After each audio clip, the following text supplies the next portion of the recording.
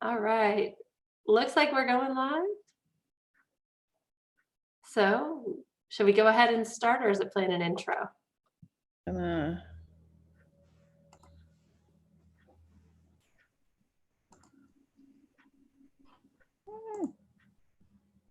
It's going live. All right.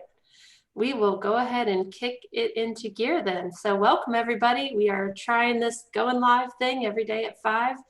Our PAC team is here and ready to go. Today we're going to be doing something a little bit different, but similar. We are going to be looking at dementia doesn't make sense. So this complicated thing called dementia, and why often it feels like this thing doesn't make sense. So these two brains, we've been looking at these two brains. The top brain here, if you'll do this with your hand, so everybody take your hand and touch your forehead and pull it out as if like you just took that chunk of brain and then are looking at it. That's what we're looking at here. We're looking at the inside of what's called your prefrontal cortex. And it has some pretty cool jobs. It's the last to develop and the first to go in many dimensions. So some people, most women develop it in their late 20s, mid to late 20s, and men develop it actually a little bit later, fully developed usually into the early 30s. So that's sort of a difference. That's science, not me saying anything about men, just a fact that we have out there. But let's talk about what the skills are up here, because this is a pretty changed area. If you notice, the wiring here is pretty significantly damaged here in this lower brain. This is someone who's been living with Alzheimer's for 10 years at autopsy. And this is a healthy brain that the person died from an accident. So you can see the real big difference in wiring connections, this white matter that goes across the brain. There's really not a lot of wiring here up in the front. So let's talk about what that would look like. So PAC team, if you would, let's go ahead and go through what some of the skills are here in the prefrontal cortex. So what's the very first one? You can do the symbol. Whoa.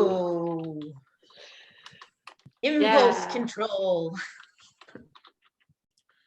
So the ability to say, whoa, that's already been 5 cookies. I probably shouldn't have another one. Or, ooh, don't say that. Not here, not now. Ooh, I probably shouldn't be doing that. That impulse control is up there in the front. Also speed and all of the exciting things that your amygdala, your inner primitive brain is telling you to do more of. Have another glass, just have one more glass, just have one more glass, buy one more thing, buy one more thing, go on Amazon one more time. That prefrontal says, okay, that's enough. All right, what else do we have up here?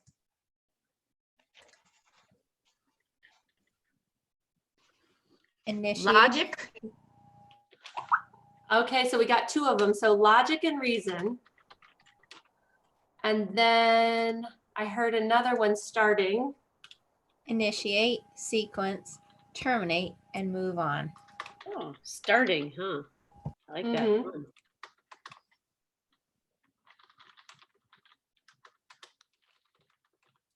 So this is not just with sort of big projects or something else. It could just be as simple as going to the bathroom means initiating the thought of hold it in and then, okay, stop whatever else I'm doing and then stand up.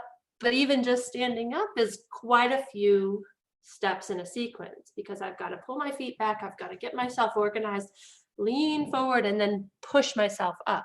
So each and everything, each and every task, each and every part of our day is broken into millions of different sequences. And so if I'm just missing one piece, the initiation, the sequencing through, or the termination, then this whole thing falls apart and I feel stuck and I'm not sure where to go. So Amanda, is it fair to say this is basically, this part of the brain helps you get stuff done? Yeah, it helps you get stuff done. It also helps you transition from activity to activity. Ah, that's an important piece. Yeah. Yeah, once I'm done with it, then what do I do next? What do I do next? I've got to figure out how to then shift gears. I've taken a bite of food and suddenly now I need to take a drink of water, but this is a different step. This is a different skill for my body. All right, what else do we have up here in the prefrontal cortex? Choices. Yeah, making choices. And usually a healthy brain can pick from, 5 to 8. Once we are getting further in this thing called dementia, we're really looking at picking from 2 really good choices or helping me feel like this is my choice because it's the one that's presented and it's the one that makes sense in this moment. All right, what else do we have here?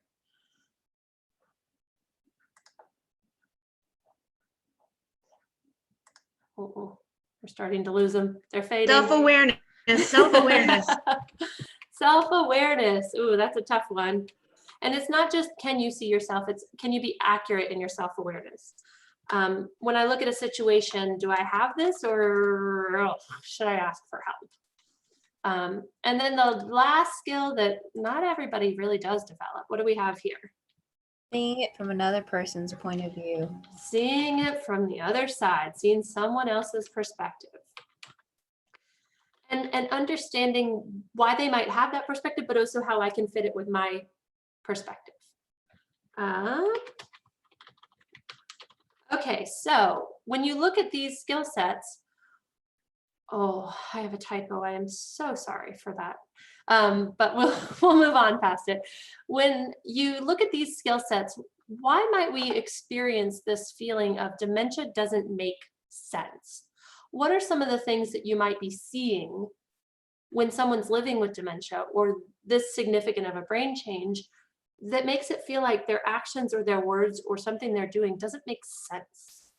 Well, these things all work together. So it could be simply as simple as they are unable to initiate. I can't get going. And it looks like it's only one skill, but maybe it's actually a combination of 2. Like I'm missing in the logical and rational, reasonable reason why something is the way it is. And then I'm having trouble initiating to do something about it. So it seems like it gets pretty complicated.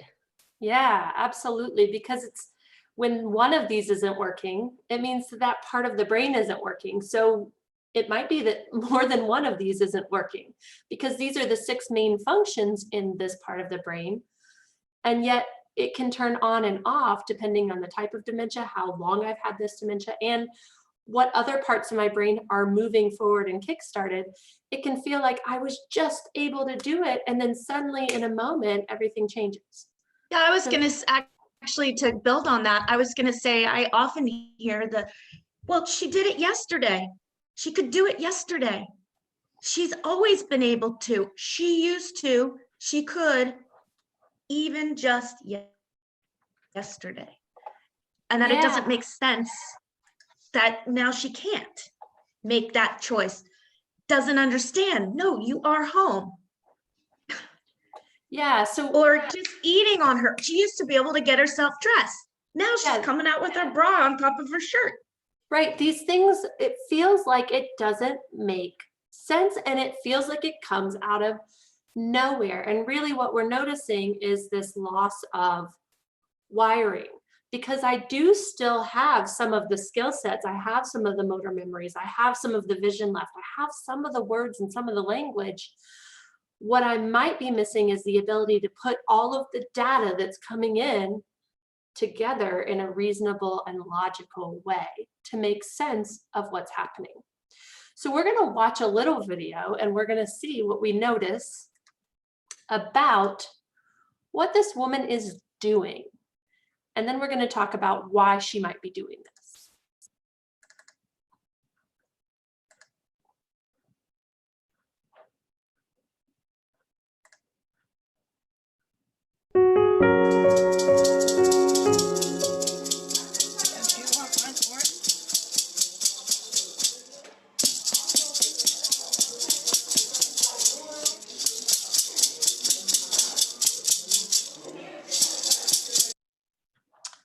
Okay, so I'm just going to pause us there and we're going to have a little bit of a discussion.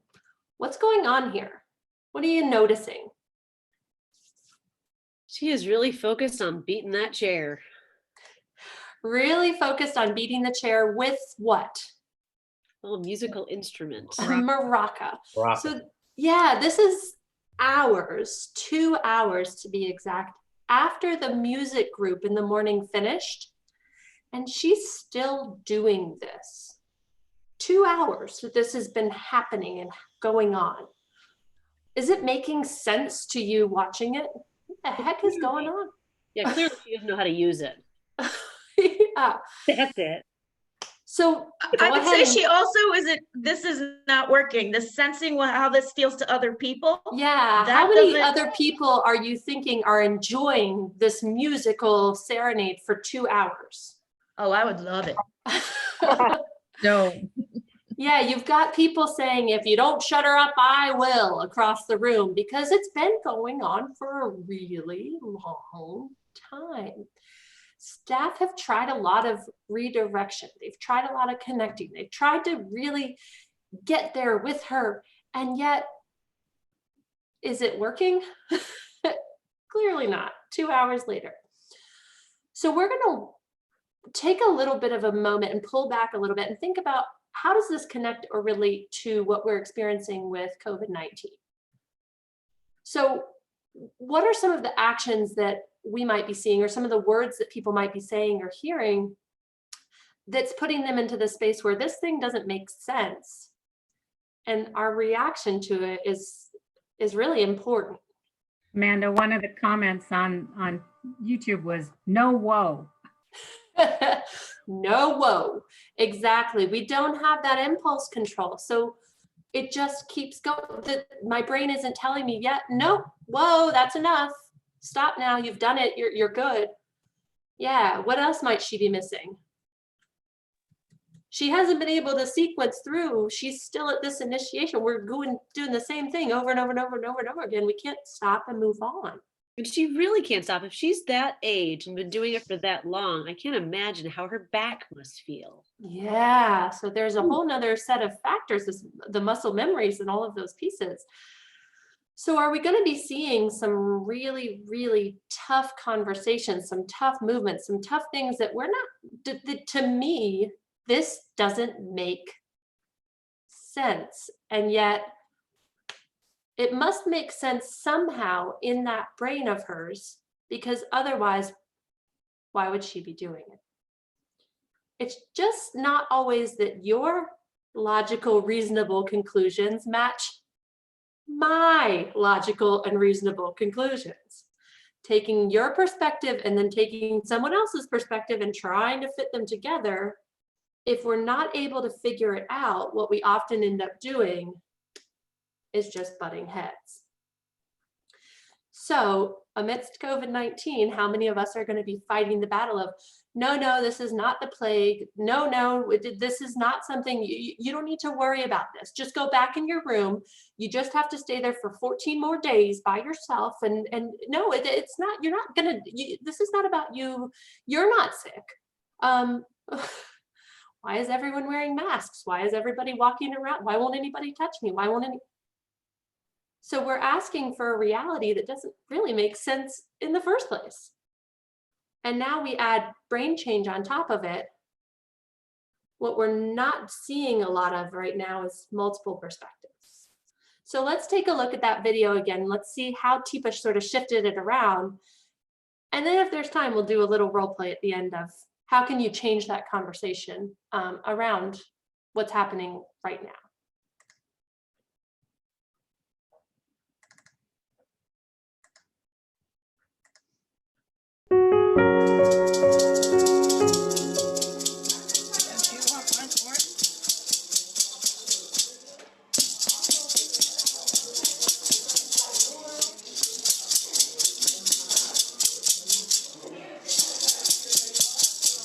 Challenge. What do you think she's doing? You see her beating on the chairs, making noise, annoying people, and you know she needs to go to the bathroom. It's been a long time. You've tried to make her stop, but she won't. What if I told you she used to clean houses for a living? I'm going to try substitution and a positive approach rather than trying to make her quit. Miss Leona.